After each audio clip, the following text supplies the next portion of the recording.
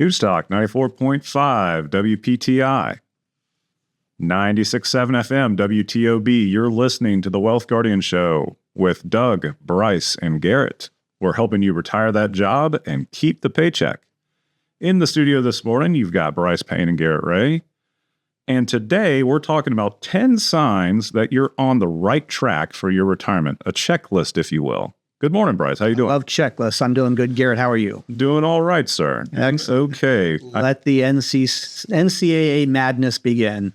I know. We're here, and once that hurricane kind of moved off the coast, I felt a little crispness in the air. Yeah. Getting close. We're getting close to fall here. So everybody's favorite time of year, football season. That's right. And all right, well, let's 10 signs that you're on the right track for retirement. This is a little something I put together this last week. Just thought it would be helpful. I always like checklists. That's just how my mind works. So this is a checklist, things for you to think about if you're wanting to retire at some point in the future, and who doesn't, right? Yep. Then here's some things that you might just want to keep in mind that you need to do at some point. And if you've already done them, then hey, you're headed in the right direction. Let's Garrett, let's go ahead and I'll turn over the honors to you for the Wealth Guardian Service Salute, please.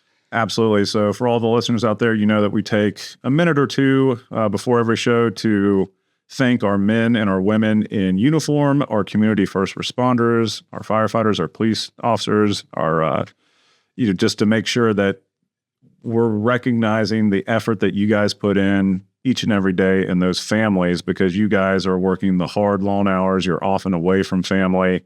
And what you do for our nation and for our communities to make us live free and safe, hats off to you. Very good. And I'll say this. The airlines, there used to be a day that the airlines, the very first people they called onto the plane were your military people, even before the first class. Okay. They don't do that anymore. And that bugs me. I hate seeing some first class people going in there, me being one of them sometimes, and seeing the military still waiting, somebody in uniform still waiting to board the plane themselves. So I think we need to go back to that. But, fair enough. Yeah, let's go ahead and extend our appreciation to all of you out there like we do every week. So thank you and your families. And Garrett, you have, I think you also had the honors of doing not just the trivia question today, but the question to better get to know your Wealth Guardians advisor. Yeah, Brice, just to get to know your advisors here on the radio a little bit better, we're going to ask ourselves this question. And the question is this, what hobby or sport have you tried to get into and you just couldn't do it even after trying it? And I'll go first here. English Premier League soccer is it's wildly popular over in Europe. But it's becoming more and more popular over here in America. And I've got a couple of buddies that are just wildly into this stuff. And I watched a full season last year. I gave it a go. Oh, really? I gave it a go. I picked a team. I picked Arsenal. I watched most of the matches. And I can respect the sport, and I can appreciate that, when a good play is made, a good assist or a good goal. I get all that. But I'm not going to be buying team memorabilia and jerseys and uniforms and that sort of thing. These guys are just obsessed with it. And it's just, I can't get to that level. Understood. Yeah. Understood. Soccer was the one sport that I did play in high school because it didn't require strength. I don't have a huge supply of, so that's but yeah, no, I don't watch soccer. I hear you on that. Yep. And for my answer, here is where everybody listening out there, here is where you are going to see Garrett and Brice go in polar opposite directions. I tried for a couple of years to do fantasy football. Oh, okay. And Garrett nerds out on those statistics. I can ask him right now. I say, hey, who do you like on the Broncos third string or reserves? And he could tell me the names of 5 people that he thinks are really good prospects. I would never even heard of these names. So Garrett really nerds out on this. Not me. I tried it for a couple of years and just was horrible. Gotcha. Horrible at it. Okay. And so that's me. I kind of gave it up. Took up way too much time for way little enjoyment. Yeah, fair enough. Exactly.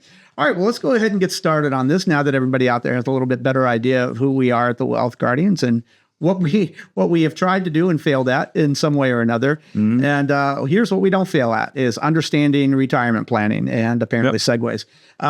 10 signs you're on the right track for retirement. The first one that we've got, Garrett, is what? Number 1, you max out your 401k and IRA's yearly contribution. And Brice, when you were putting together this list, it really is a list of just best practices for people who are really serious about preparing for their retirement. It's a retirement of your dreams is not created in a day or two's amount of work. Right. These are typically investing patterns that you've developed for many, many years. Anytime that we talk to an individual or a couple and we're going through kind of their basic history, and one of the comments they make is, we try our best to max out our 401k or our IRAs every year. We have a good inkling that this person or this couple is going to be on the right track even before we get deeper into the conversation, just because they've ingrained that regular investing habit. And for someone who's done that for multiple years, they've likely ridden out multiple different market scenarios. Yeah. They've been investing when the times are good. They've been investing when the market's sideways, and they've been investing when things are looking a little bleak. But they've stuck to it. And over time, that compound interest really works in your favor. And my goodness, can they achieve some dreams in retirement? Yep. So that maxing out your 401k and IRA yearly, that's a key thing to better prepare for retirement. I could look at this list in two ways. Let this be a list for somebody who's out there thinking, hey, I've done all the things that I need to do to prepare for retirement. Then listen to this list and see if there's anything that you'd left off yours. Like, wait a minute, they're mentioning 10 things. I did 9 of them, but I didn't do that thing. Well, then there you go. There's something that you still need to consider to be better prepared for retirement. And for somebody out there who hasn't even wants to retire, obviously, but who hasn't even started really thinking about what to do, then let this list be an eye-opening radio show for you to realize, hey, there's a lot of things that one needs to do to really prepare for retirement. I better get started on this. Yep. So that's kind of the purpose of this. So that was the first one, maxing out your 401k and IRA yearly contributions. We all get that. The employer is, in all likelihood, putting a match in there. The employer has said, hey, here's what I think you're worth as far as your paycheck goes, and the match that we'll put into your 401k. So if you're not contributing to the 401k, at least up to the match, then you're telling your employer, thanks, I don't need that part of the reimbursement that you are going to give me for doing my job. And nobody wants to say that to their employer. So go ahead and keep that in mind, that you're giving away something that your employer is willing to give you if you don't make that contribution. Absolutely. If you're just tuning in, you're listening to the Wealth Guardian Show with Doug Ray, and in the studio this morning is Brice, Payne, and Garrett Ray. And we're going over a list of 10 signs you're on the right track for retirement, a positive list here. And number 2 is you have an emergency fund account with the proper amount in it. Yeah. So a lot of people, when we sit down, Garrett, with people, we ask them, one of the questions that we ask them and trying to figure out how are we going to be able to assist this couple, this household in preparing for retirement. Mm-hmm. One of the questions we ask is, how much money do you like to keep in your emergency funds, in your bank account? Absolutely. Some people it's $5,000. Other people it's $200,000 or more, depending on what, it's just a percentage of what they have. But think about that. You're going to need to dip into an emergency fund from time to time, even if you're not retired, but particularly when you're retired. What is the proper amount that you should be keeping in that emergency fund? The great part of an emergency fund is it's immediately accessible. You're not taking any risk with it. 100% liquid. You could get the funds tomorrow in most cases. Mm-hmm. The downside to that is having too much is that money is not working for you. It's not keeping up with inflation unless you've got some special bank that I don't know about. You're losing buying power on that money. The more that you have in there, the longer you keep it in there. So what is that right amount? You need to ask yourself that and contemplate that with your spouse and figure out how much do we want to keep in the emergency fund, that money that's not working for us, but that is right there to make us feel comfortable should something turn around and happen, a water heater blowout or unprepared for a car accident or something like that. So that's number 2. You have an emergency fund account with the proper amount of anything to add to that one, Gary? The one thing I guess I would just add to that is that what we do see sometimes we'll run into a person or a couple who has such a strong inclination to save that they're almost going slightly overboard. Oh, yeah. So, if maybe your sweet spot is we want to see 3 to 6 months of living expenses in the emergency fund, or maybe it's even more conservative. We want half a year to even a full year's worth of living expenses. Okay, so if we've got a whole year saved up at the bank and, come what may, you lose your job, tragically, something like that happens, you've got a full year of buffer there. Mm-hmm. There's really no need to go further than that. And to your point, you are giving up growth potential and keeping up with inflation at that point because you have this strong desire to save. But there is a point of too much is too much, and you could get better opportunity elsewhere in the market. Absolutely. Absolutely. So maybe sit down with your financial planner and help figure out what is that amount that makes you feel comfortable, but that is also sensible. Yep. All right. Well, I think, Garrett, we're going to have to go to a break here. We only got through 2 of those, so we've got to get through 8 more here in the second segment. So this was just a teaser segment, if you will. So we're going to go ahead and cut to a commercial break, and then we'll come back and finish off those 8. So thank you for sticking with us. But I think, Garrett, you've got the trivia question for me. I do, Brice. So the trivia question is, what historically is the best performing month for the U.S. stock market? Historically speaking, what is the best month for the U.S. stock market? I think I know what that is, but why don't everybody stick around and see if I knew or know the answer to that trivia question and see if Garrett has stumped me, and for that matter, you out there. This is Brice Payne. With me is Garrett Ray. The show's The Wealth Guardians, helping you retire the job and keep the paycheck. And this is News Talk 94.5 WPTI. And this is 96.7 FM WTOB. News Talk 94.5 WPTI. 96.7 FM, WTOB. Welcome back to the Wealth Guardian Show, where we help you retire the job and keep the paycheck. I'm Brice Payne in the Wealth Guardian studio, along with Garrett Ray this morning. And in the second segment, we're going to continue our discussion going over our little list here of 10 signs you're on the right track for retirement. Now, before we answer that trivia question that Garrett left me and you hanging with out there, let me ask you this. Is there some point in the future that you're planning to retire? Okay. Have you met with a retirement income certified professional who's also a fiduciary? If you have not, then officially here it is, your invitation to take us up on a complimentary review of your current situation. As certified retirement planning specialists, we are going to put together a customized written plan with strategies for portfolio allocation, income distribution, Social Security filing, tax efficiency, and the additional benefit of often reducing both the risk and the fees of your current plan. So if you put aside at least $400,000 and you want to take us up on this no cost, no obligation review, give us a call, 336-391-3409. That's 336-391-3409 are the digits. Or go to thewealthguardians.com on the interweb. That's thewealthguardians.com to learn more. Let us show you in black and white how to retire the job and keep the paycheck. All right, let's go ahead and before we get back to that 10 signs you're on the right track for retirement, Garrett, throw this trivia question at me again, and let's see if I'm going to buzz myself or ding myself here. All right, Brice. So the trivia question is this. What historically is the best performing month for the U.S. stock market? All right, I'm going to say it's October. That is not correct. You're darn close, though. Oh, it's okay. So it's either September or November. You're darn close. Yeah, I was actually going to give you credit for 2 months. So it depends on when we look at the data. If you go all the way back to 1928 to 2024, that's the data that we have. 2025 is not complete.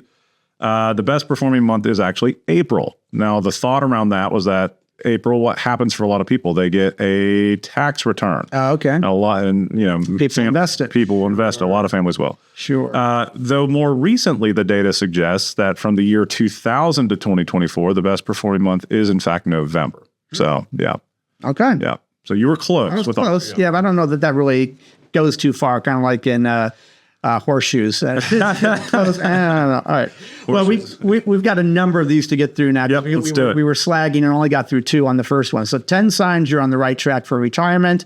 The first one was maxing out your 401k and IRA. The second one, you have an emergency fund account with the proper amount in it. Number 3, you know what your monthly expenses are. Garrett, This is a huge one. This is, if you're going to sit down with a financial planner and figure out if you're okay to retire, we need to know how much assets you have. We need to know what your forms of income are going to be in retirement. And of course, we need to know what our expenses are going to be. Yep. And that's probably the one area that most people have resisted trying to figure out. We get it. We understand why. Nobody likes to know what they spend. That's a uncomfortable number for a lot of us. And so we kind of try to put the blinders on. Either we're aware that we're putting the blinders on or we're unaware that we're putting the blinders on.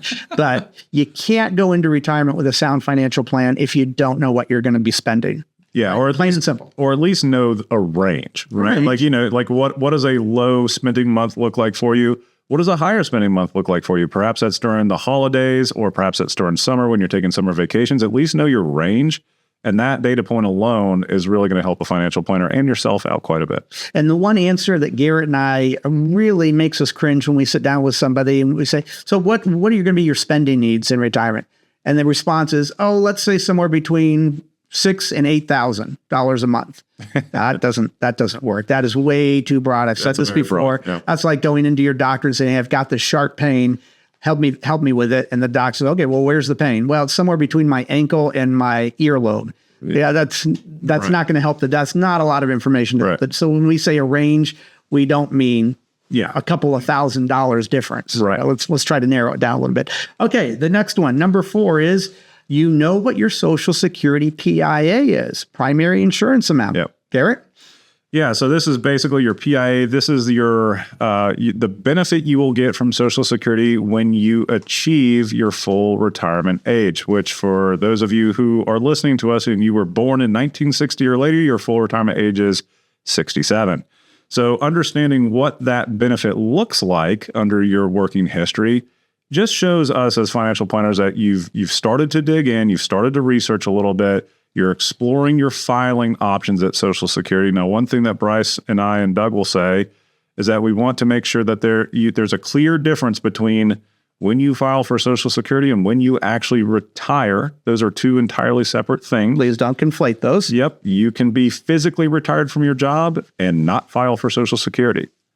Or vice versa. Or vice versa. You could file for Social Security and still be working depending on the situation. So basically what it is just an understanding of, yes, I have this benefit. It's going to be a part of my income in retirement. I've done some research on it, and I know what my benefit actually is when I choose to file at whatever age. And that's definitely data that we want to have as we approach retirement. Absolutely. For most people, not everybody, Social Security is going to be their main source of income in retirement, them and their spouse. And you need to have an idea of what that is going to be. And so go ahead and look into that. Just because we're asking for your primary insurance amount benefit, your benefit at your full retirement age, does not mean that that's when we think you should file. Right. We are certified with the National Social Security Association, by the way, here at the Wealth Guardians. But we do need to know that amount because we can extrapolate what your benefit would be at age 68, 69, 70 by knowing your full retirement age benefit. So that's why we say that's the number we want to know. Yep. Okay, let's go on to number 5 here. You have an idea what your retirement savings amount will be when you retire. This is key because you have to have an idea of how much you're going to have, not necessarily now, maybe you're 10 years away from retirement, but let's try to do some extrapolation and figure out what is the amount of money that you're going to retire with.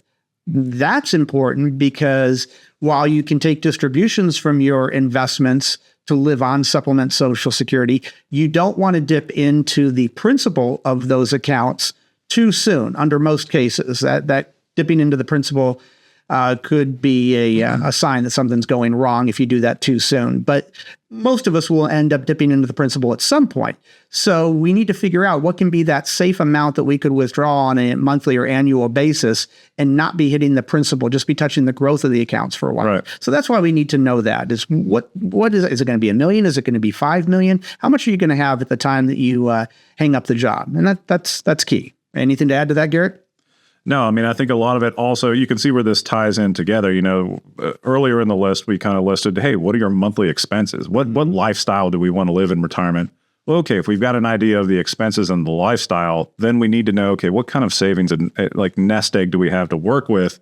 And are those expectations wildly off, or are they realistic? Do they jive with each other? Exactly. Yeah. All right. Well, number 6, you have addressed the concept of IRA to Roth conversions with your financial planner. Now, I stuck that one in because this is kind of a two-pronged one here. One, you should have a financial planner if you're planning to retire. So that's what we are here at the Wealth Guardians. And if you'd like to sit down with us as financial planners and see what we can help you with in planning for your retirement, well, let me give you our phone number, 336-391-3409. That's 336-391-3409. Or you can visit us at thewealthguardians.com. Usually when we sit down with people who are looking to see what services and expertise we can provide to get them in better line for their retirement plans, there is no cost or obligation to do that. And so come on in, sit down with us. So you've got $400,000 or more set aside for retirement. We'd love to see how we can help you. But the second part of that, number 6, is you have addressed the concept of IRA to Roth conversions. Yes, with your financial planner, but have you at least even contemplated the idea? Because that is going to be key in paying Uncle Sam less money than if you had all of your assets tied up into pre-tax or qualified accounts like IRAs and 401ks.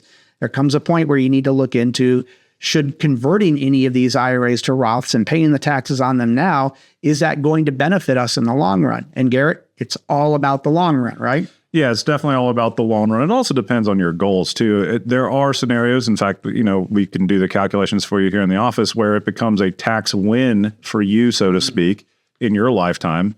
Now, if we were talking to a family where legacy or the next generation or grandchildren is of concern, then it becomes a tax win for the kids and the grandkids from day one. So if that's really high on your priority list to help manage your money for the next generation, then that's something you certainly want to take a consideration about. Absolutely.